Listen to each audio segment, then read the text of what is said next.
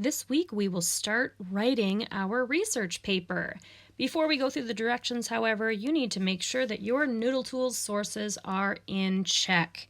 Last week, everybody submitted 2 sources to Noodle Tools. Since then, Mrs. Liebel has gone through and given you some feedback. You need to go back into your Noodle Tools sources and check the feedback that she has left for you. It's your responsibility to make sure that your citations are done correctly before you import them into your final draft. Okay, let's move on to the April 27th directions. In this folder, you will see April 22nd or 7th through May 1st directions document. This just gives you general directions with your objectives and your checklist. You have one task for the week, and that is to write your body paragraph. The first document in this task folder is the Task 1 directions, which we'll get to in a second. The second document is a PowerPoint. This PowerPoint should look familiar to most of you, as it just reviews the Magic 11 points. You need to look at this PowerPoint and do a little refresher course on what the Magic 11 looks like. Then you have a help folder. In this help folder, there are several helpful documents that you will want to take a look at as well. So if you're the type of person that likes to use an outline for your Magic 11, go ahead and use this outline here.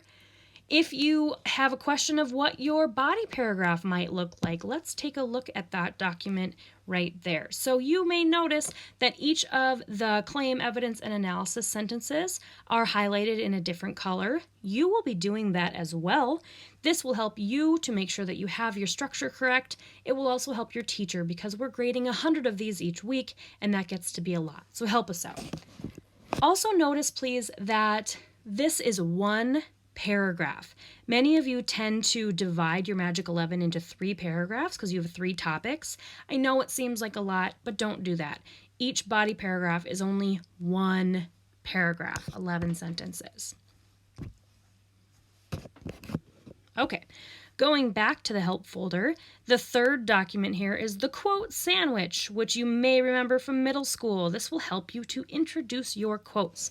If you can't remember how to cite your sources or you're just unsure of how to cite your specific source, check out the citation flowchart document. And then analysis is tough for everybody, so go ahead and take a look at this analysis writing help document if you're struggling to write good analysis. All right, let's go back into the actual Task 1 directions. I will warn you that the Task 1 directions look like they're really long, but it's mostly just a review. The first thing you need to do is open up that Magic 11 Main Point 1 guide and review the parts of a Magic 11. This reteaches the Magic 11 explicitly and gives you plenty of excellent examples that you should model your work after. The second thing you need to do is write that body paragraph. So choose one of the characteristics that you focused on last week. So remember, you highlighted your characteristics in 2 different colors. Choose one of them and explain, using a Magic 11, how your hero has demonstrated this characteristic.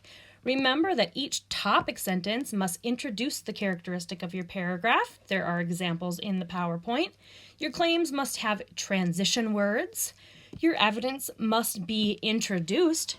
Your sentences should never ever start with a quotation mark. Make sure you're introducing who's doing the talking.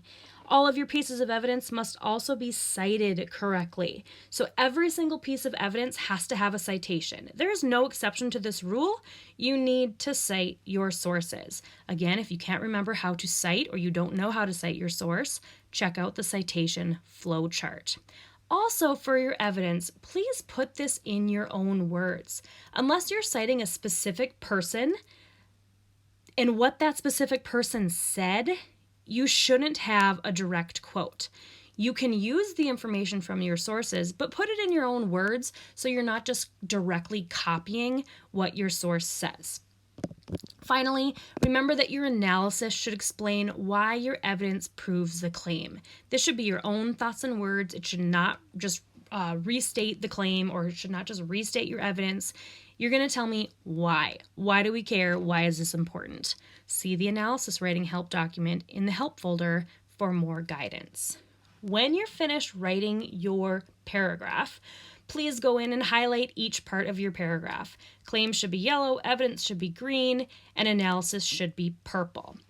Check out the body paragraph example in the help folder to remind yourself of what it should look like. I recommend that you have this done by Thursday, April 30th, so then your teacher can give you some feedback. However, it is not actually due until Sunday at